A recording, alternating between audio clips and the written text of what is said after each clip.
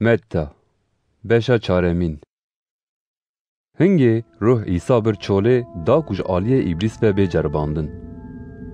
Piştî ku İsa çil roj û çil şevî rojî girt, birçî bû û yê ku diceribîne hat bawî û jê re got: Eger tu kurê Xwedî ji van keviran re bêje bila bibin nan.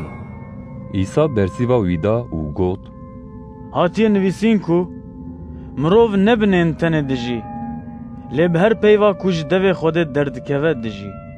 Pişt re îblîs ew bir bajarê pîroz ew danî ser birca perestgehê û jê re got: Eger tu kurê Xwedî ka xwe ji vir babeje xwarê. Çimkî hatiye nivîsîn. Ew ê ji bo te li milyaketên xwe emir bike û ew ê te li ser destên xwe hilgirin da ku lingê te li kevrekî nekeve. İsa bersîva wî da û got: Ev jî hatiye nivîsîn. Xudanê Xwedayê xwe neceribîne.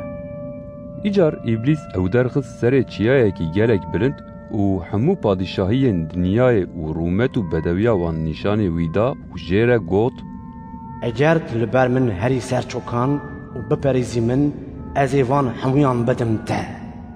Hingê İsa jê re got: Ji min dûrkeve îblîs.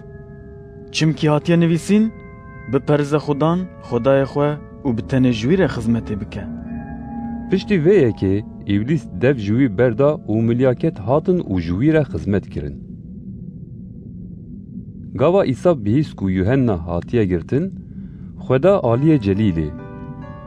Ew ji Nisretê derket, çû Kefernahûma li qeraxê golê ya li herêma Zebûlon û Nefteliyê bicih bû. Da ku ew peyva ku bi devê İşaya pêxember hatibû gotin bê cih. Welatê Zebûlonê û welatê Nefteliyê ber bi golê ve, ji çemê Ürdünê wê ve, celîla milletan. Ew gelê ku di tariyê de rûdinê ronahiyeke mezin dît. û li ser wan ên ku li welatê dibin siya mirinê de rûdinin ronahî derket. Ji wê demê û pêve İsa dest bi hînkirinê kir û got: Tobe bikin. Çimkî padîşahiya ezmanan nêzik bûye.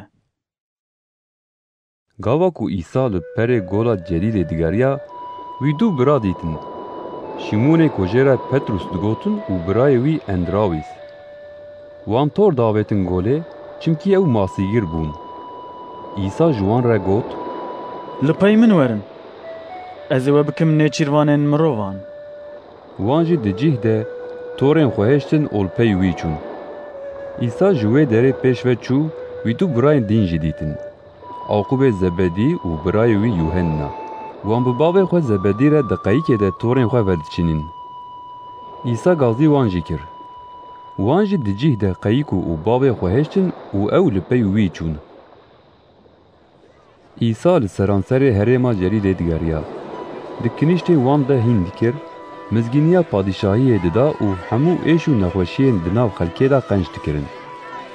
Nav û dengê wî li seranserê Sûriyê belav bû û xelkê hemû nexweşên ku ketibûn êş û janên cûr bi cûr, cinowî, atî û felcî anîn bawî û wî hemû qenc kirin. Îcar elaletên mezin ji Celîlê, ji Dekapolisê, ji Orşelîmê, ji Cîhûstanê û ji aliyê dinê çemê Urdûnê li pey wî çûn.